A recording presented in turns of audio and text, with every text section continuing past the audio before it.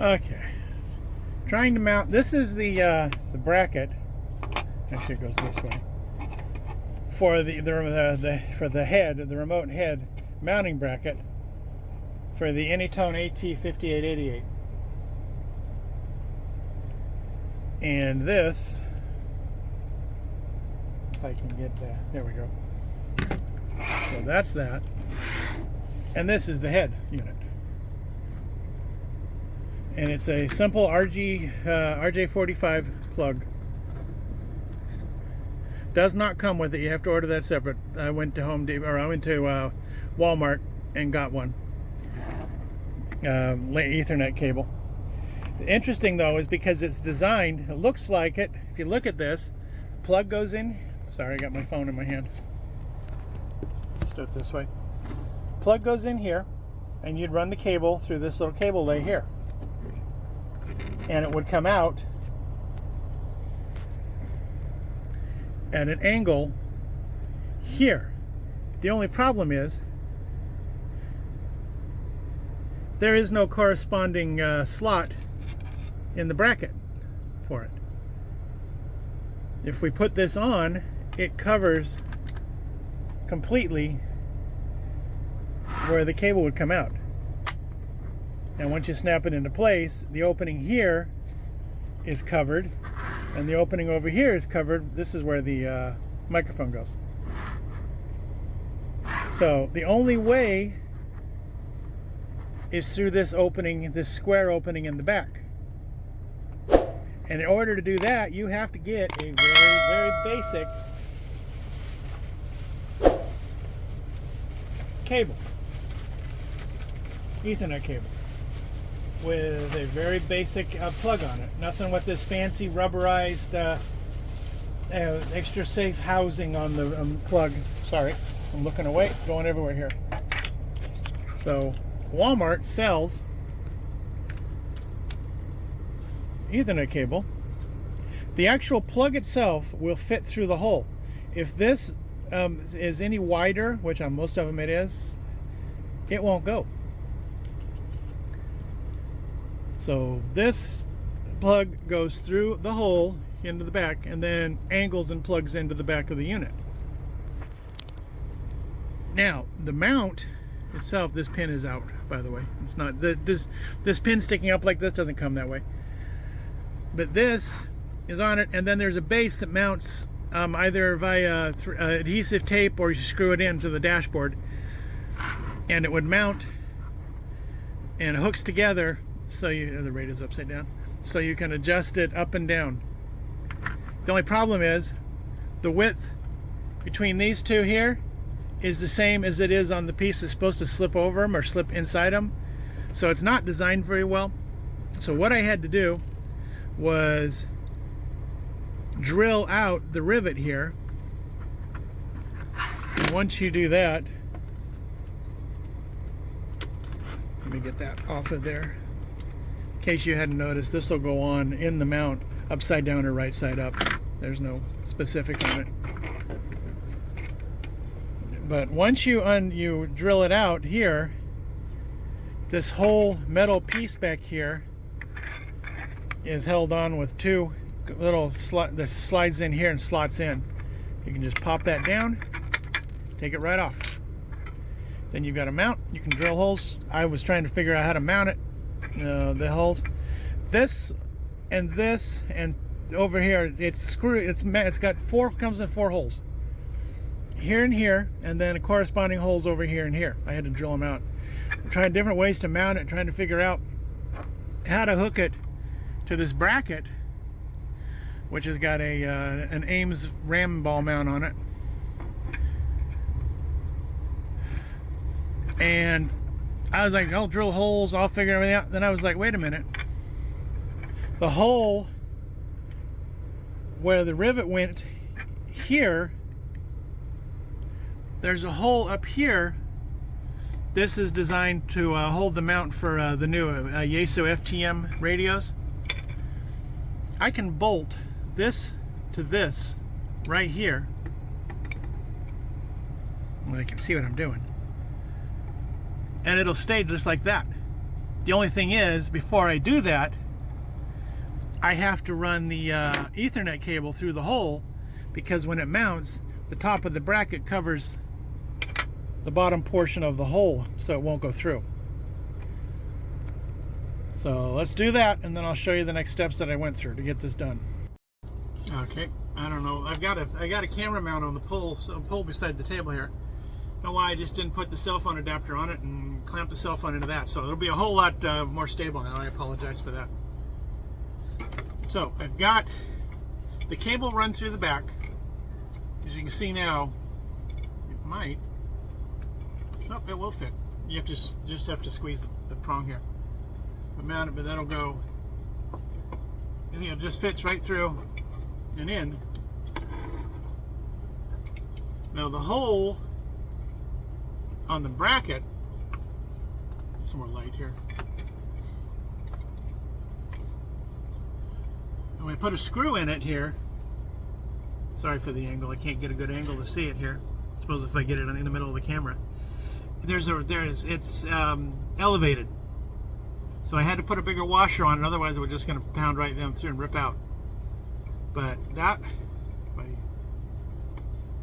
adjust it, you can adjust it left, right, whatever. Try to get it level. And it just goes right through. And there's a bolt. I've got a lock washer and a regular washer on the back of it because I had them handy. And I don't want it to fall apart because this truck vibrates on the high quality highways here in Arizona are so bad. By the time they get them fixed, they're just as bad again. So we'll screw that down, tighten it down. Now the microphone mount came with the radio, came out of the box.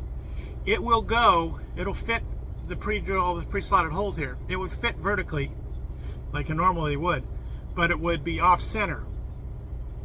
And being right-handed with the mounts like this, I'm going to be reaching over for it with this hand. I'll turn it this way so you can see it. So I'd be reaching over, grabbing the microphone here, and with this finger I can just push it right off. So I angled it at an angle, make it easier to access. But so we've got, again with the mount around, you can see it there with the light in a better angle. Plugs right in there. If I turn the cable, it'll snap right in. You don't want something with a lot of protection here, a lot of extra, because this is basically has got to go like this to go out the hole. So I take the mount, put it back, push it out, feed it out through the hole, line the slots on the top and bottom of the radio here and here. Sorry, I forget the camera. The camera is way over here. Here and here. Up with the mount, and the whole thing should slide together and snap in place. And to remove it, you just pop this little ear here up and out. I just wanted to make sure it's not kinked too badly. If it is, I'll just put more cable in there. Push it back in there a little bit so it's more in there. What I'm going to do is I put a zip tie, tie wrap, cable tie, through either this set or these set of holes here, just as a stress relief on it. And then I will wrap the cable around the mount all the way to the floor. So that's not quite level even. But this is how I mounted it. And it's got the ball mount, ram mount on the back.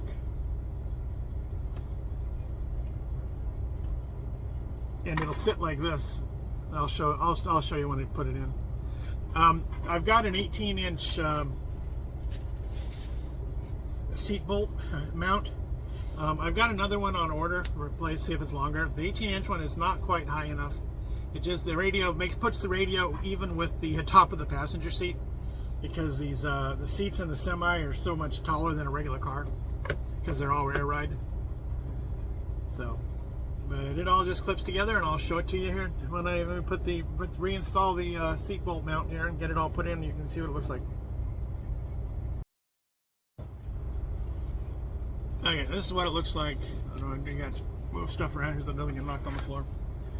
This is what it looks like with the cable tie. The small cable ties I have, blue is the only color, and then I've got bigger ones in green, and then the large ones are black. So just give it a little extra cable, tie it down there so it doesn't go wrapping around, and then everything else will just wrap around the cable as it goes down to the floor. And then I'll put the mount back on the floor. Once you put the ball, the round ball, this mount, by the way, let me back up here. This seat bolt mount that I've got here is from Lido Mounts, Lido. I'll put a link in the bottom of the video. Love their products. This was actually up to here, including this plate, was actually a HT and speaker mic mount, and it was this adapter plate went horizontally this way, but I'm going to do it vertically this way. The only thing that's not part of the mount that's not from Lido is this actual Ames plate here. That was a same-day delivery off of Amazon, but everything else is from Lido, including the mount for the speaker that's on the pole above the camera mount, which I'll link to. I'll drop in a little quick video here of it.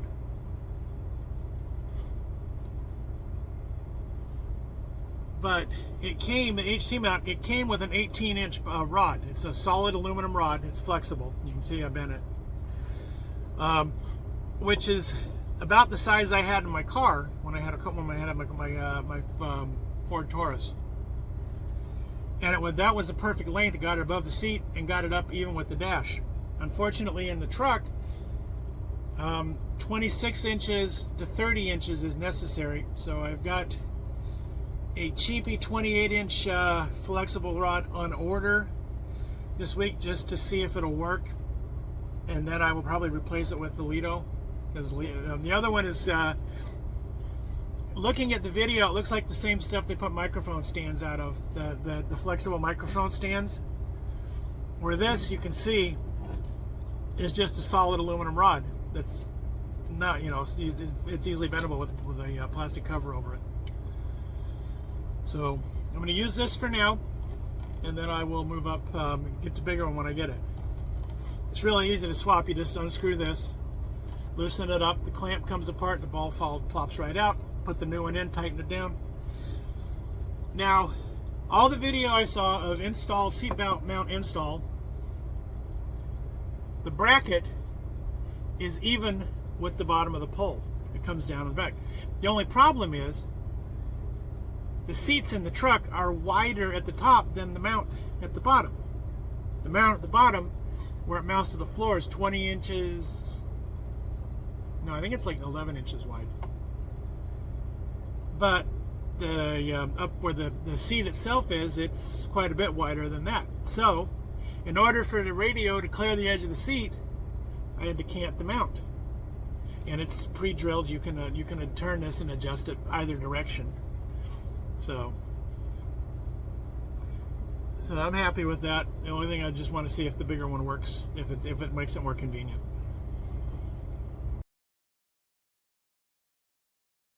All right, I'm sitting on the floor. As you can see, that mounts right there to the seat bolt, which is there. Wrap the cable, that's the microphone cable, sorry, around the pole, up. Microphone plugs right in the side of the radio here, hangs down and mounts here just fine. The radio is here. As you can see, it is just even with the top of the seat. Sorry, the trash bag is in the back. I didn't take it down. If I go with the high, I like to get it up here. It helps if I show you where here is somewhere, because this is the driver's seat. So I would be way up here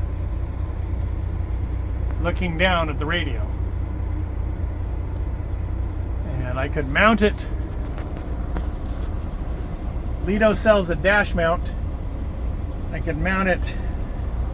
Let me change hands here. Right here, but I have to drill holes in that cover, and I don't want to do that. Or mount it up there on the overhead. That's the CB. There's another open spot right here, but then I'm drilling holes up there, and then I'd be having to look up at the radio instead of looking down at the radio. But for now, this is where it's going to stay. And the cable goes down, goes behind my Handyman Special 12 volt panel. The cable runs back here. It'll mount on a board.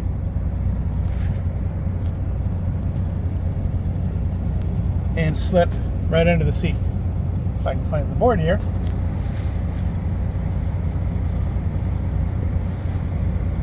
I actually had this when I had my FT8800 dual band. And I used to do public events, public service events like walks, 5Ks, bike rides, stuff like that. I had my radio and everything mounted to the board, and it would just go in and sit on the passenger side seat of the car with the mag mount antenna on the roof. So I no longer have the radio, but I still have the board. You can see I still got the microphone clip on it from back then. So I just mounted the body of the Intertone on it, and it'll go. I've got some short wooden screws that'll go through the corners, and they stick out just enough to act like a pin. So into the rubber floor, it'll go in here. Everything will hook to it, and it'll go back in here, and then it'll sit, and those screws will be. I'll act, just pin it down so it doesn't slide around and wobble. But that'll be in there, and then all the cables will be cleaned up and put nicely. So that's part of this project. The mount head is done. Now I've got to put power poles on the DC cables, and then figure out how the heck I'm going to get the coax into this sleeper without having to come across. And I want to make it look good. I can't have cable hanging out the side of the trail of the tractor. So that's my project today.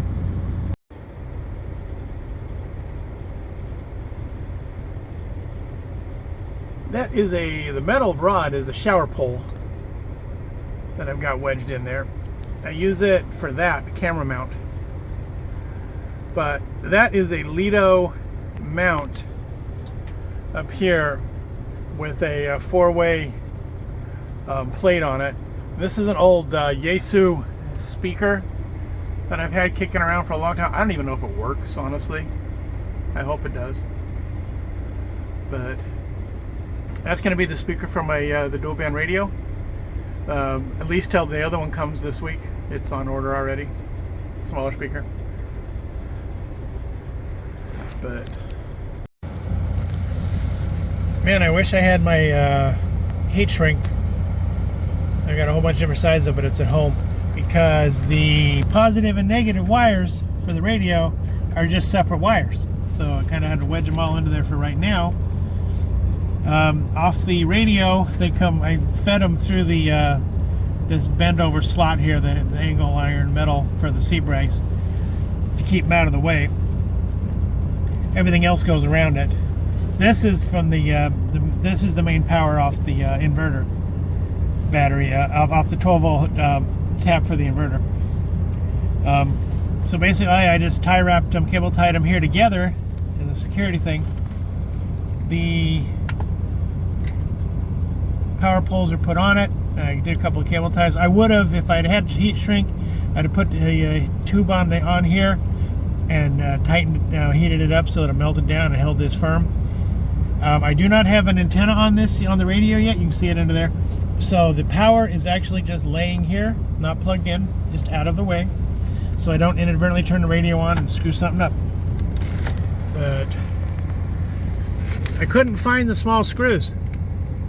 The small wood screws I was going to use to pin the board to the floor.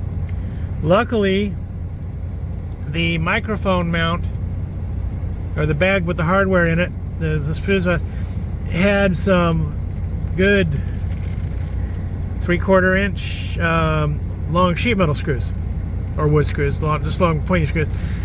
So I drilled those through the hole. As you can see, it's kind of sticking up. I didn't want to drill them all the way down. So I've got 1/4 inch sticking out the bottom of the board, and that is enough to keep this thing from moving around. So the next step is the speaker wire,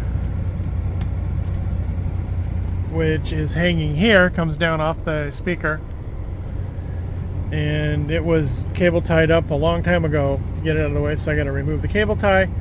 I'm going to wrap it around the pole here also so it doesn't flop around, and then I got to pull that back out and plug the external speaker into it. So that's the next step here, and then on to the headache of figuring out the antenna cable. Alrighty.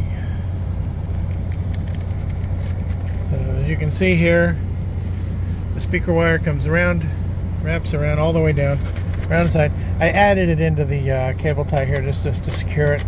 Ran it through the opening here. It's kind of, everything's loose back here. Eventually, once I get everything settled, I'll throw some cable ties on this stuff just to keep it secure. This is actually part of the seat assembly, and this is the air line to the seat, because it's an air ride seat. It goes up and down. So, and the board just sits back there with the radio in it. That's the back of it, minus that cable that doesn't go with it. You can see the coax connector there in the middle, and everything else goes there. And right now it's all just shoved in there because it's not. This is not the final setup here. I'll get the cables all secured down and everything. But now the next step is the antenna. It's been a few days since the previous section of the video, but I did finally manage to get the coax snaked into the cab under the sleeper area. There's a grommet where the power leads for the inverter come in. I was able to get the coax through that grommet and into the cab, and then wired in and everything connected. This is the pictures of the antenna mount. I didn't take any video of this because I was in and out of the cab quite so much that it would have been a pain in the neck trying to move the camera around all the time.